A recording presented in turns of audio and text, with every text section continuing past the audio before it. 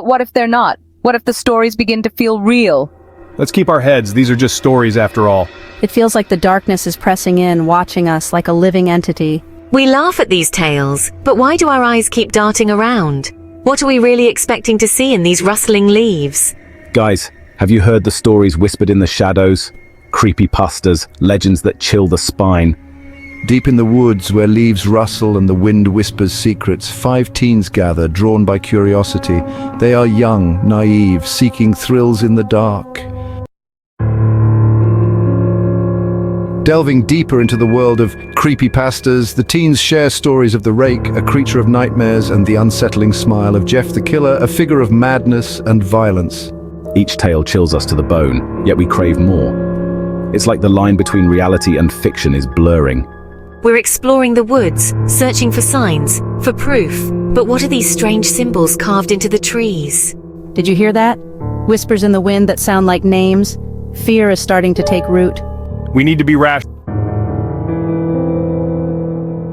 Retreating to the digital world, the teens seek answers online, finding forums and websites dedicated to creepypastas. The internet becomes a labyrinth of horror, each click leading to a darker corner, a more terrifying tale.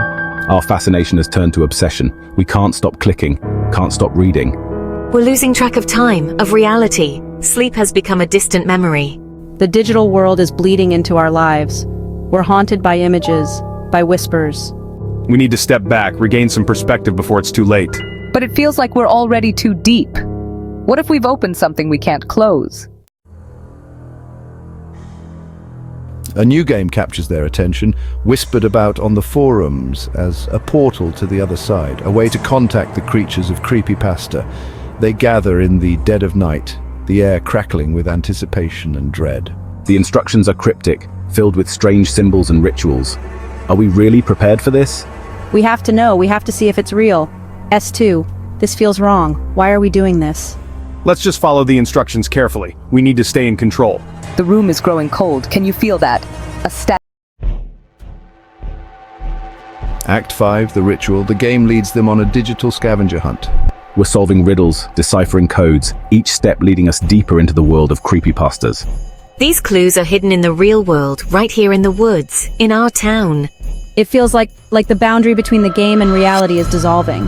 We're living the nightmare, aren't we? They find symbols carved on trees, messages scrawled on abandoned buildings. Did you see that?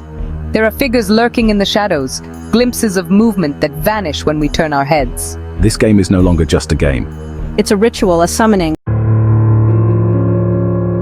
Act 6, echoes in the static. They communicate through the game, receiving messages from unknown senders. These messages are cryptic, unsettling, filled with threats and warnings. We hear voices in the static, whispers on the wind. And there, in the shadows, faces, glimpses of figures that disappear as quickly as they appear. Their dreams are haunted by nightmares, visions of the creatures they have unleashed. We've tried to stop, to break free, but the game has us in its grip. The line between the real and the unreal blurs. We are losing ourselves in the digital darkness. They are tasked with acts of vandalism, with trespassing, with acts that blur the line between right and wrong. Narrator, the game escalates.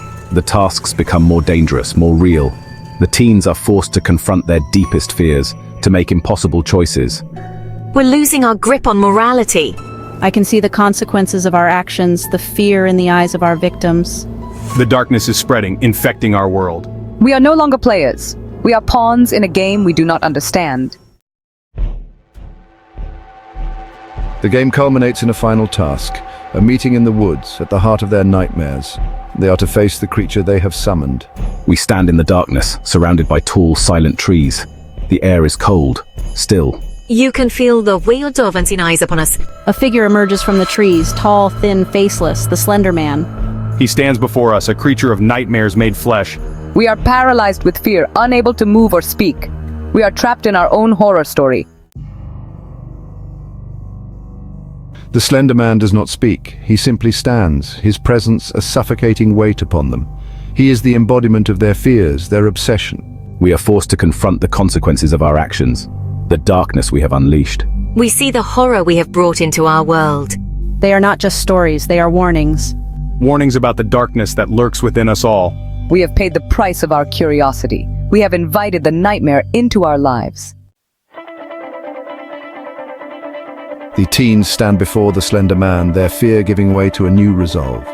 They see the creature for what it is, a reflection of their own darkness.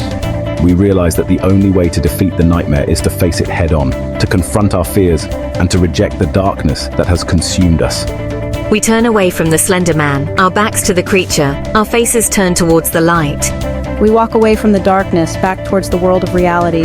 The Slender Man fades into the shadows, a creature of fear that can only exist in the darkness. We are left to deal with the scars of our journey. We have faced the darkness and emerged forever changed by our encounter. They carry with them the knowledge that the monsters we fear the most are often the ones we create ourselves.